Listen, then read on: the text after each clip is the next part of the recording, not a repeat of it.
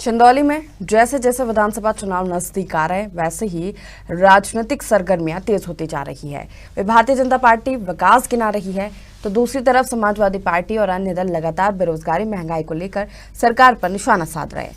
हवा में आपको सीधे चंदौली से चलते हमारे संवाददाता रविशंकर मिश्रा ने बीजेपी नेता कृष्णानंद पांडे से खास बातचीत की।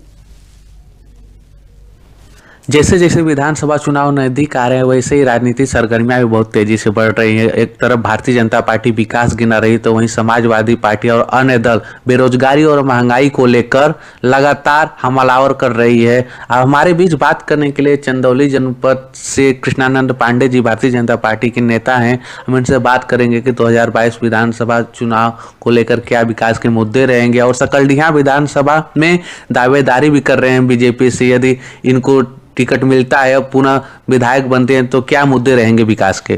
पहले तो कृष्णानंद पांडे जी हमारे साधना न्यूज में आपका स्वागत है। धन्यवाद रवि जी। देखिए, भारतीय जनता पार्टी के अंदर एक संकल्प पत्र होता है, संकल्प पत्र में ही सब कुछ क्लियर हो जाता है किस तरह से भारतीय जनता पार्टी अगले 5 साल में अपना कार्य करेगी। आपने देखा होगा 2014 से पहले का देश, 2014 के बाद का देश और 2017 के बाद का प्रदेश जिस तरह तेजी से बदला हुआ है विकास को लेकर के, आप पत्रकार आप समझ सकते हैं कि गांव के अंदर जहां लोग राशन के लिए घूमते रहते थे आज वहां राशन की भरमार पड़ी हुई है। शौचालय घर घर को मिल गया है। 2022 31 दिसंबर तक लगभग हर परिवार को आवास मिल जाएगा। अब यहाँ की मैं सिर्फ कुछ बातों को छोड़ दिया जाए तो कहीं न कहीं चौमुखी विकास पूरे प्रदेश में और देश में हुआ है। भारत के प्रधानमंत्री नरेंद्र मोदी ने कहा कि तीनों कृषि कानून को बिल वापस हम लेंगे। जब तीनों कृषि कानून बिल लाए थे और किसान के हित में था तो फिर वापस क्यों लेने की बात कही उन्होंने। देखिए, प्रधानमंत्री नरेंद्र मोदी जी एक बहुत बड़े दिल के नेता हैं। आपने देखा होगा 2014 से देश के अंदर बहुत सारे किसानों ने आत्महत्या किया। लोग चाहते थे कि कृषि को 2 का दर्जा मिले और कांग्रेस खुद उस बिल को लाना चाहती थी लेकिन वो हिम्मत नहीं जुटा पाती थी वोट के समीकरण के वजह से। लेकिन सरकार ने देखा कि नहीं, ये सरकार किसानों के हित के लिए बिल है तो सरकार ने खुले मन से बिल को लाया और पूरे देश के अंदर किसानों ने स्वागत किया। पंजाब के कुछ आड़तीये हैं जो पाकिस्तान परस्ती हैं और उनके यहाँ से प्रायोजित हैं, वहीं से उनको धन आवंटन होता है। वो आड़ती आज जिस तरह से उत्तर प्रदेश के अंदर बिहार के अंदर लोग अपने फसल को बेच सकते हैं लेकिन वहाँ पर ऐसी व्यवस्था नहीं है।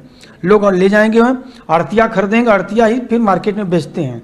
उस सिस्टम को खत्म करने के लिए ये बिल लाया गया था मगर कुछ लोग इस बात को समझ नहीं पाए। समझाने का पूरा प्रयास किया गया।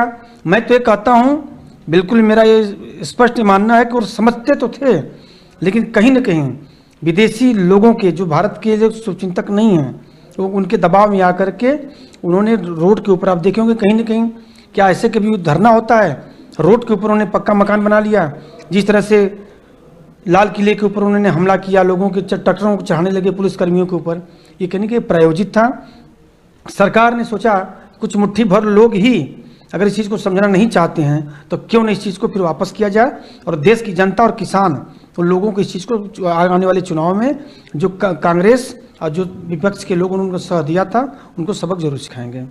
सपा के राष्ट्रीय अध्यक्ष अखिलेश यादव ने एक बयान दिया है कि बीजेपी वालों से दूर रहिए, बीजेपी वाले दूसरे को हिंदू नहीं मानते हैं। देखिए, ये बयान के बारे में इतने कहना चाहता हूँ कि भारतीय जनता पार्टी सबका साथ, सबका विश्वास, सबका विकास और सबका साथ लेकर के काम करती है। आप देख सकते हैं कि 2017 के बाद इस प्रदेश के अंदर जिस तरह से विकास हुआ और एक भी ऐसा केस नहीं दर्ज हुआ है जो जाति और धर्म के नाम पर हुआ हो। हाँ, कुछ सामाजिक तत्व जो गुंडे थे उनके खिलाफ कार्रवाई हुई और होनी भी चाहिए। तो वो तो खुद समाज के कुछ लोगों को बांटने का काम कर रहे हैं और जहाँ भगवान श्री राम मंदिर के उनके पिताजी और वो गोलियां चलवाए थे और उसी मंदिर में अब वो कहीं ना कहीं मंदिर बनवाने की बात करते तो उनकी बातों का कोई गंभीरता। अभी एक खबर आई है कि कृष्णा पटेल ने समाजवादी पार्टी से गठबंधन करेंगी, क्या कहना है इस पर? क्या पटेल समाज उनके साथ जाएगा? देखिए, जो जातिवादी प्रिया पटेल की माता हैं वो, मैं जानता हूँ भारतीय जनता पार्टी जातिवाद की राजनीति नहीं करती है, समाज में सबको लेकर चलने का साथ काम करती है और अनुप्रिया जी सर्वमान्य नेता हैं अपना दल की, और भारतीय जनता पार्टी के साथ उन्होंने पिछले चुनाव के साथ ही चली आ रही हैं। बाकी कई लोग कई तरह से जा रहे हैं चुनाव के समय, कई लोग अपना अपना रंग दिखाते हैं, उसका कोई मतलब नहीं बनता है। पांडे जी, यहाँ स्वास्थ्य से आप हमेशा जुड़े हुए हैं। अब ये बताइए, 2019 में शिलान्यास हुआ था ड्रामा सेंटर का महिमा में, और अभी तक वो वहाँ सिर्फ शिलान्यास ही हुआ है, काम नहीं शुरू हुआ है, क्या कहना है इस पर?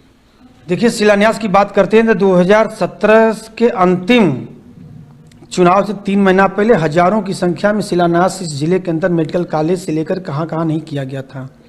जमीन आवंटन नहीं हुआ, धन आवंटन नहीं हुआ, लेकिन शिलान्यास करके फोटो, ये फ्लाईओवर कई बार शिलान्यास हुआ था। भारतीय जनता पार्टी की सरकार शिलान्यास करने नहीं, उद्घाटन करने में विश्वास रखती है।